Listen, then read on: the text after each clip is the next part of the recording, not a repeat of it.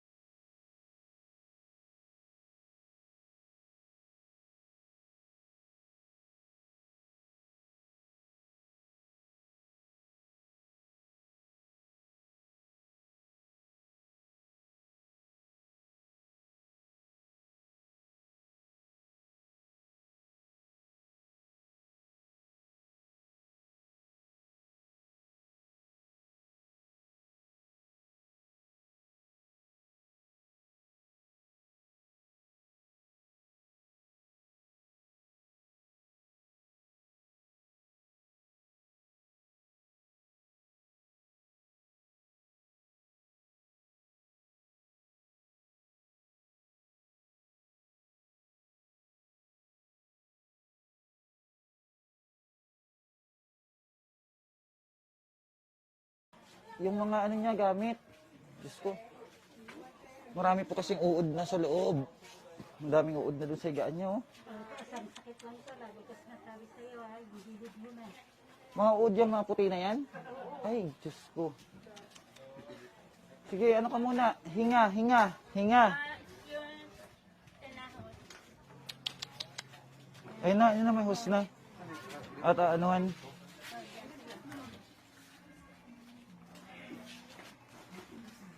Sara, yan may hose. Diyos ko po. Mahirap pag wala na talagang ano, pamilya. Anong pamilyang Nag-aasikaso, oh. Ay, grabe. At nagano tayo ng ano, maglilinis dito. Kasi talaga pong grabe ang ano ni tatay. Ano yung mga, ano na yan? mga basa na ng Basa ng ihi ba yan? Ihi niya yan? O yung sa ano ng sugat? Ano yan? Ano mga uod? hanggang ulo niya naman. Ha? Hanggang ulo niya. Hanggang uluan na daw yung uod. Hanggang uluan na yung mga uod. Ang dami. Ay, Diyos ko. Pag hindi Ay, ang ka dami. nakamot sa silay, hindi ka ano, Dapat yung budburan ng ano? Insecticide, ganun. Parang ano? Grabe. Ikabit yung gripo para maanohan ng tubig, pa-sprayan.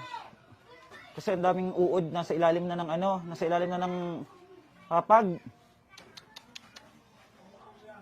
Diba yan? Pag wala talaga ng pamilya, ganyan na ang mangyayari. Kaya mahirap pag walang pamilya na mag-aalaga.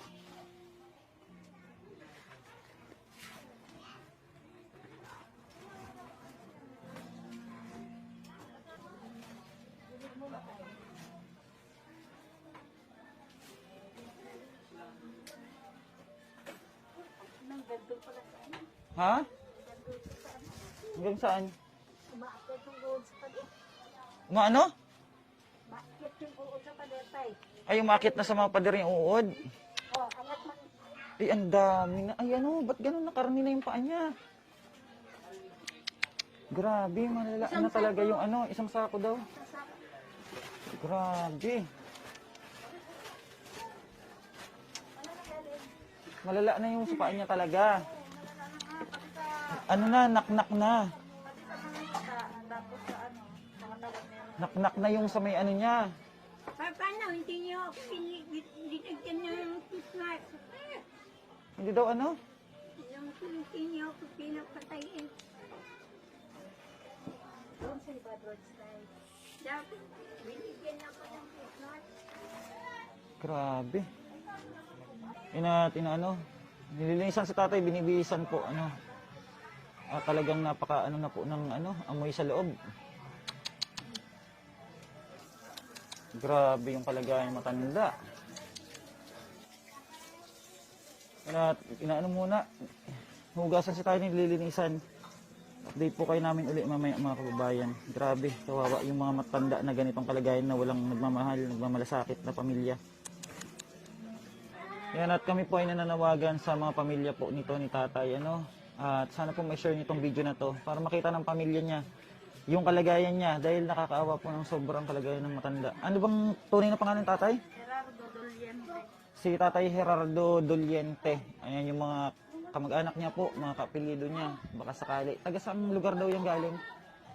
Yung iba niyang kamag-anak, nasa ano, Saan? sa San Pedro daw. San Pedro, Laguna lang? Tapos yung iba, yung anak O yung niya, iba? Zamboanga Yan pa-share po sa ano, sa mga taga Sambuanga. at San Pedro. Oo, at San Pedro, Laguna. At si tatay po ay ganitong kalagayan niya, sobrang nakakaawa ang kalagayan. At pasalamat po tayo, may tao tayong na ano na kayang ano linisan si tatay dahil ako po mga kababayan, pasensya na kayo dahil hindi ko talaga kaya para kung may himatay kanina.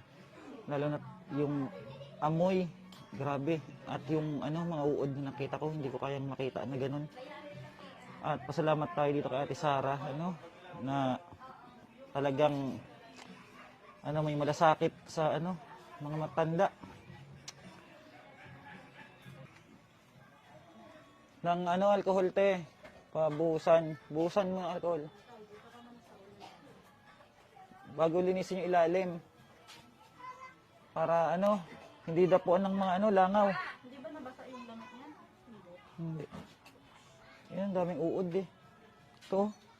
Yan oh, ang daming uod dyan oh. Oh, yan yung mga uod kanina sa higaan niya. Busan mo lang te ng alcohol. Para ano, malinisan yung paa niya.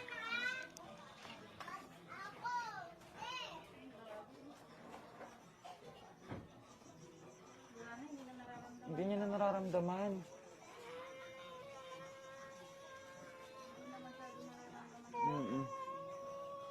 Tay, tiis lang konti tay para malinis sugat mo. Oo naman. Na lang, tay. Konting tiis lang tay. Naiyak.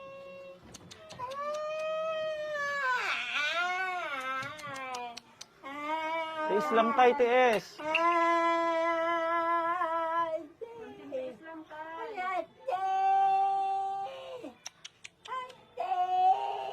Grabe no.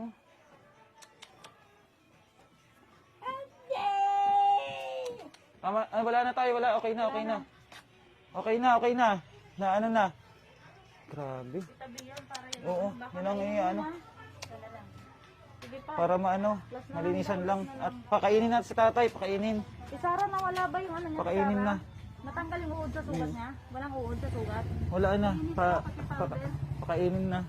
Pagkatapos.